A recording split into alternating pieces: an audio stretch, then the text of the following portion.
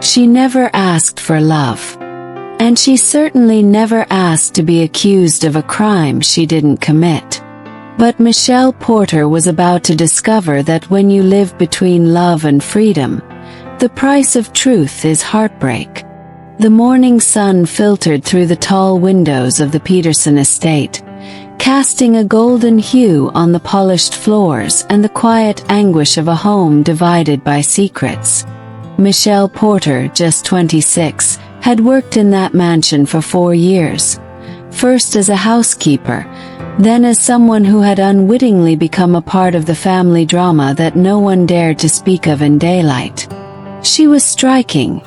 Honey blonde hair that shimmered in the light, soft hazel eyes that often looked lost in thought, and a smile that hid more pain than anyone knew. Lucy Peterson, the matriarch, adored her for her kindness, but not everyone viewed her the same way. Jeffrey Peterson, the oldest son, was a tornado of recklessness. 30 years old, charming in the way poison sometimes is.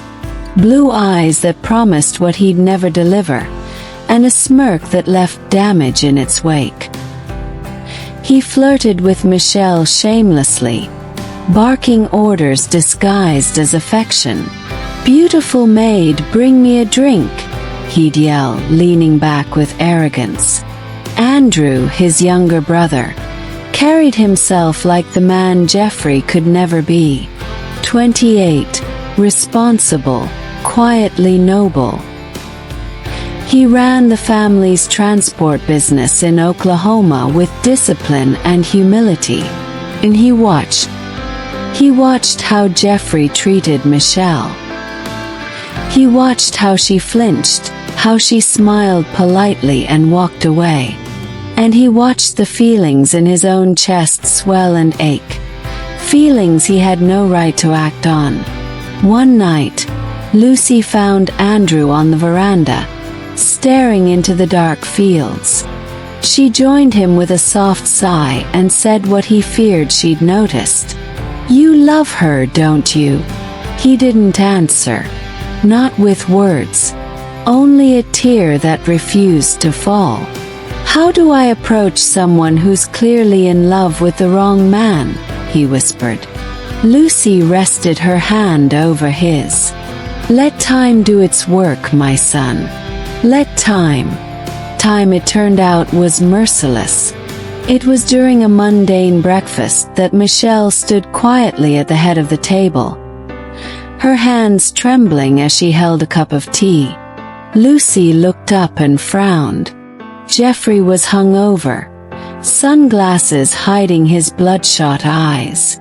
"I'm pregnant," Michelle said. Her voice was steady, but her knees weren't. Forks dropped. Glass broke. And Jeffrey turned pale. Lucy's voice sliced through the silence. "Who's the father?" Michelle didn't answer. But the look she and Jeffrey exchanged betrayed them both. His lips tightened, her eyes brimmed with tears. He had begged her not to say anything. He had promised to take care of it, then changed his mind. Without a word, Michelle ran upstairs. Andrew followed her, heart pounding. He knocked gently before entering her room. She was curled up by the window, sobbing. "Tell me what's going on," he said softly. And so she did. Jeffrey had seduced her in a moment of weakness, promised her the world, then disappeared emotionally when she needed him most. When she told him she was pregnant, he panicked. He didn't want the child. He didn't want the responsibility.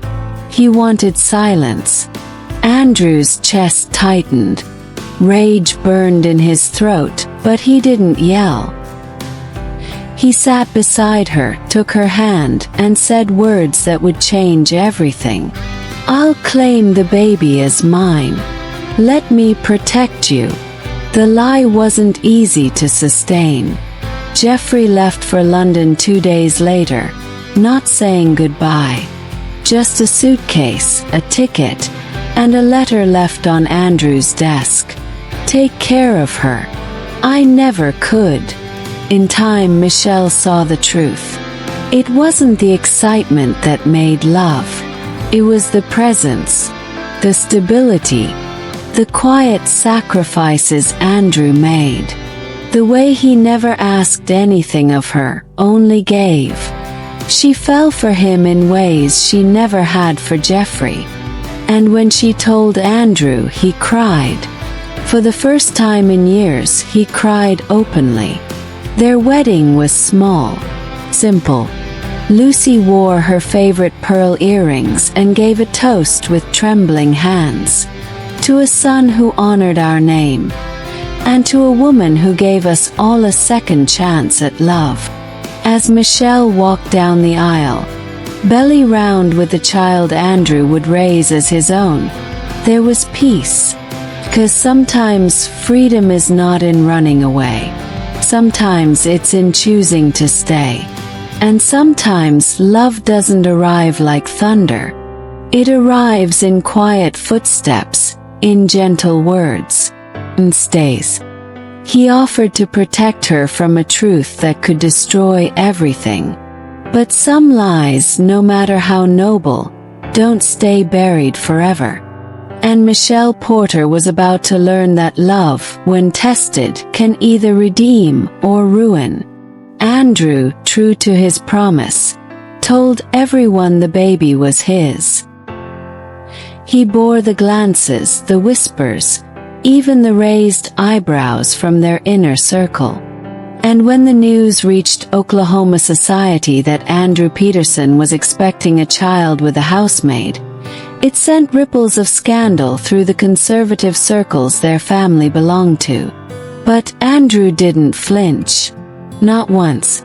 He made arrangements, bought new furniture, found a local OBGYN who would treat Michelle with discretion.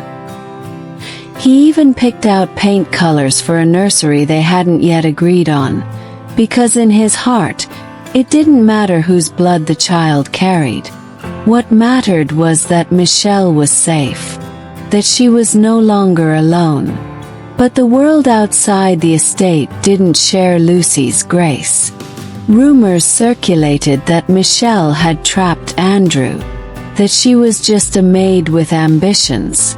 Even worse, someone, a former staff member angry and jealous, accused her anonymously of stealing from the estate's safe months earlier. The accusation reopened old wounds and cast a new shadow. Police arrived one morning, quiet but firm. Michelle was taken in for questioning. The charge: theft of a valuable heirloom. Lucy's grandmother's diamond brooch, missing since spring. Andrew exploded with rage. You're accusing the mother of my child. Based on what? Gossip. But the officers had a witness. A shaky testimony. And the weight of Michelle's status as a servant didn't help her case. At the station, Michelle sat in a cold metal chair, her hands folded calmly over her belly. She answered every question, denied everything. She was innocent, and she would not cry this time. Back at the estate, Andrew paced like a caged animal. When Lucy returned from the lawyer's office, she found him staring at the fireplace. This family, he said bitterly, has a history of destroying good women. Lucy shook her head. Not this time. We fight. They did. Lucy hired the best lawyer in Tulsa. Andrew spoke to the media to defend Michelle's name. And then, in a twist no one expected, the truth emerged. Jeffrey had taken the brooch before leaving, pawned it to cover debts in New York. When the pawn shop turned over surveillance footage, everything unraveled. Michelle was exonerated. The charges dropped. Her name cleared. Weeks passed. The baby grew. Michelle began to hum again as she walked. Andrew started sleeping with one hand over her belly, whispering to the child like they shared a language only he could understand. And Michelle, she began to love. Not with a fire that burned out, but with a warmth that stayed. One evening, sitting on the porch swing as a thunderstorm rolled in, she turned to Andrew and said, "I think I've always loved you. I just didn't know what love was before." Andrew didn't answer. He didn't need to. Because sometimes silence is the loudest vow a man can make. And sometimes the one who stays is the hero. Not the one who breaks hearts and runs. Not the one who makes promises then disappears. But the one who never needed to be chosen. Because he never stopped choosing her.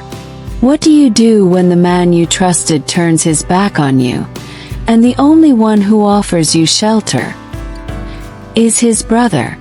Michelle Porter was caught in a storm of betrayal, but sometimes the calm after the storm is where real love takes root. The weeks following Jeffrey's departure to London were strangely still.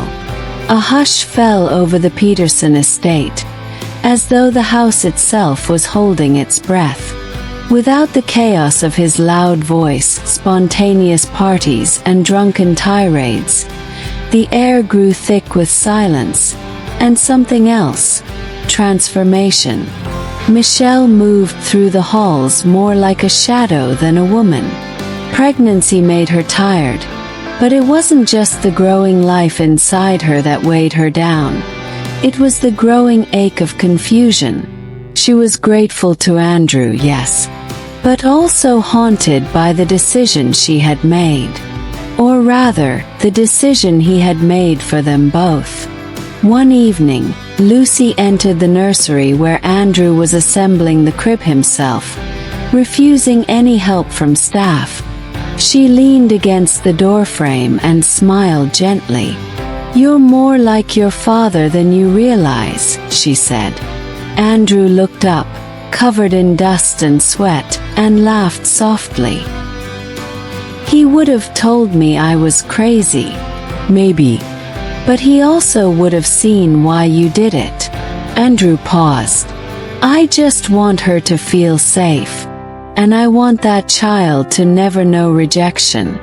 Even if he never calls me Dad, I want him to know love." "You're already a father," Lucy said. "That's not about blood. It's about showing up." Time passed slowly like molasses under winter sun. Michelle began to settle into her new role. Not as a maid, not quite as a partner, but something quietly sacred in between. She and Andrew shared breakfasts now, quiet talks on the porch, and long walks where their hands would sometimes accidentally brush.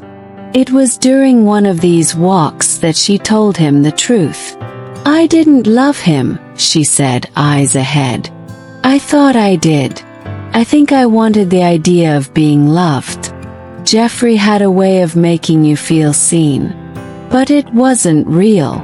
Andrew said nothing. He just nodded and kept walking. "I'm scared," she admitted.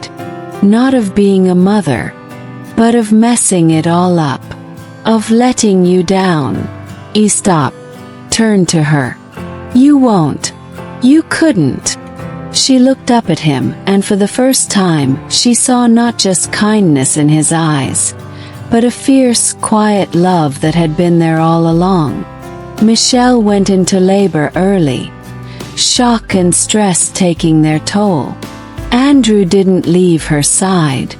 Hours later, a baby boy entered the world, red-faced, healthy, and screaming like he already had something to say. Andrew held him first.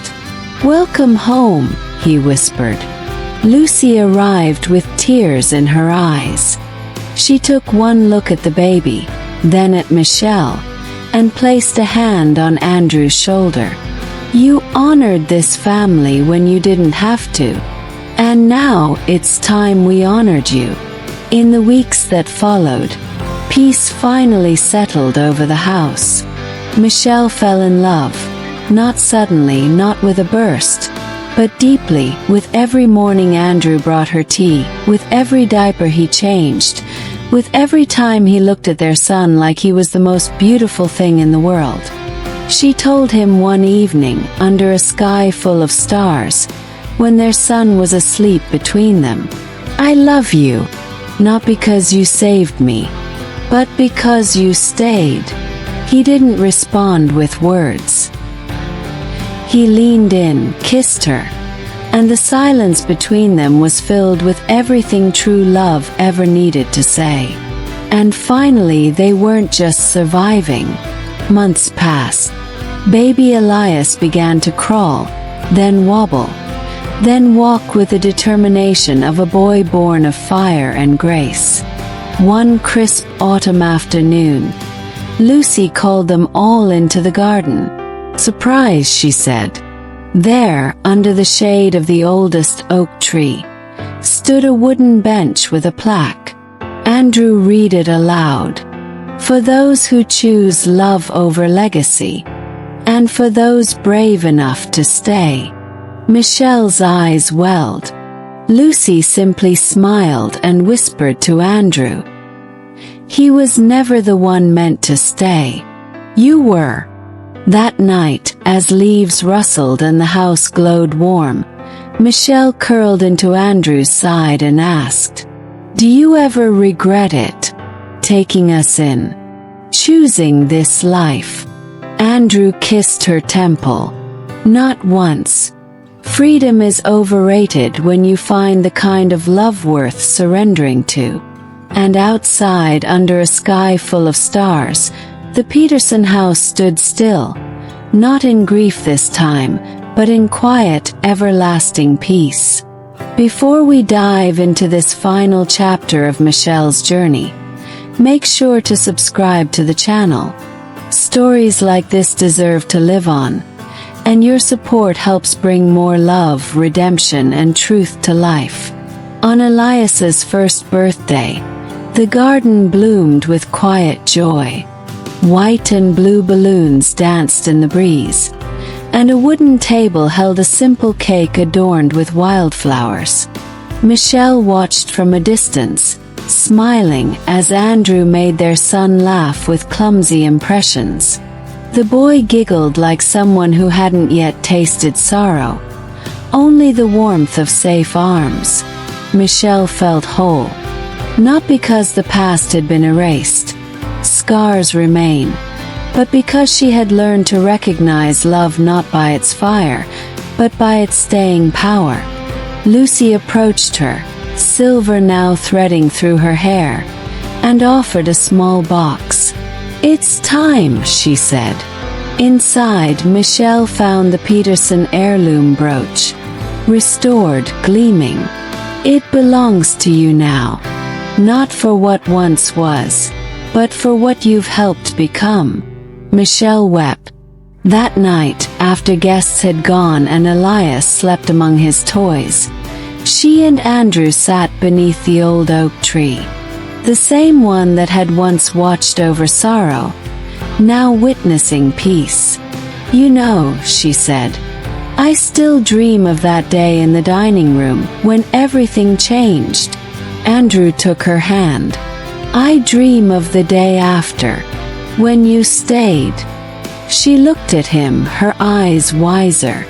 "Staying was easy. You taught me not to fear love again." He smiled. "And you taught me love doesn't have to be perfect, just real." Above them, the moon shone differently now. The Peterson home no longer held shadows of regret, but light born from choice, a love not loud but loyal. Because what begins in pain can end in peace, and what's chosen again and again never stops being love.